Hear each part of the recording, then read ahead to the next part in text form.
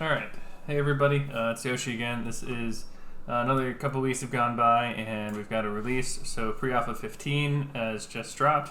I'm going to go over a couple of basic changes that have happened, and at the end I'm also going to kind of go over really quick how you can upgrade without losing all of your settings. Just kind of keep everything like your controller set up, and once you get that, it's kind of a pain in the butt to do it over and over again. First and foremost, vehicle lights now mostly work. The blinker is still kind of wonky, but when you press on your brakes and do your reverse lights, it actually lights up the environment. That way you can kind of tell when you're left foot braking, when it's actually affecting and things like that. I went back and looked inside the differential code and wound up reverting it to a previous version of the differential code. It wasn't really working the way I wanted to, so for the time being, we're back to the original kind of locked welded diff setup.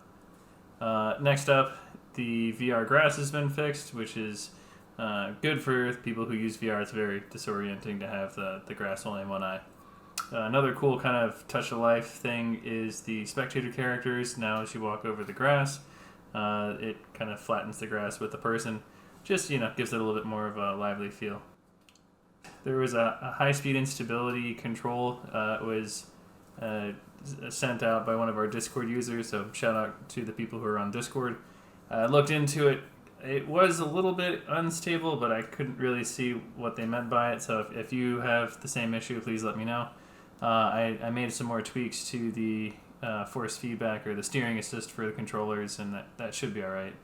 The controller no longer misses first gear when you shift. Don't really know why I did that to begin with, but I swapped over to a different system and it works fine. The controller assist, the counter steer, no longer functions in reverse. What was happening is it's trying to, the force feedback thinks it's going forward and you're going backwards, so it just kind of makes you snake at fishtail. It's really weird. So that's basically what we got for version 15. Please let me know if you have encountered any bugs or want to join the Discord, or you're a track maker and want to help out.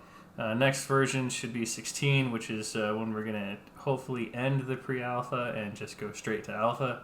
At that point, kind of like the bones of the game are there, and we're going to start tweaking and polishing. Might add a couple more things onto the sim, but for this portion of it, it's kind of, we're moving on. We're kind of stamping it and moving forward.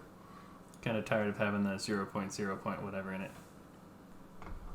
Alright, so this next part is if you're upgrading from a previous version of Clutch, there's only a handful of files that you need to keep between them, and these are actually really useful if you want to mod or try new things. So they're all inside the Drift Sim data folder. That's all you gotta pay attention to. Cam settings, especially if you're VR, this remembers where your camera was positioned. Car data is what is your basic car setup, so if you want to tweak that, that's basically most of what you're doing in there. Controller maps is the controller settings for mappings of your steering wheel or your pedals to whatever it happens to be in the game. Player prefs is for your force feedback device choice memory and for your skins folder. And finally, down here we have your tire.json file. So this is up to date with whatever your tire model you've been messing with.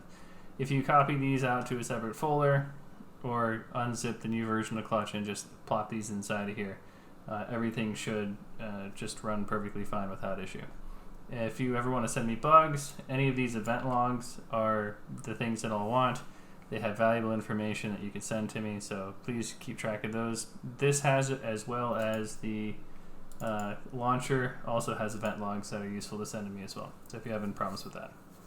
Again, thanks everybody. Please download, test, get active.